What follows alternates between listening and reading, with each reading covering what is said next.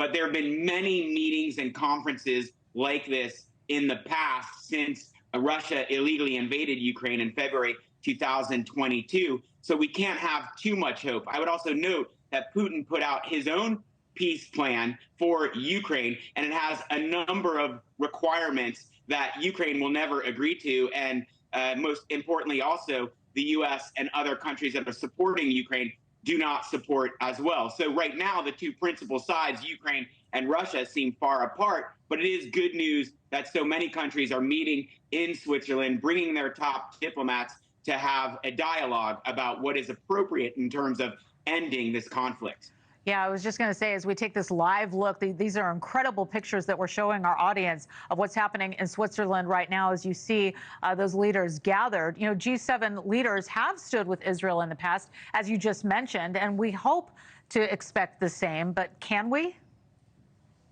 Well, the G7 also just had meetings, and they were remarkably unified in their position on Ukraine. And importantly, they agreed and decided upon using interest from the billions of dollars of Russian assets that have been frozen to support Ukraine. In addition to this helping give Ukraine much needed money, it also is very coercive towards Russia, because now Russia has to think about the fact that their own money is being used to support their enemy on the battlefield. Russia cannot be happy about this. This is really unprecedented to have this much money used in this way against a country who owns the money.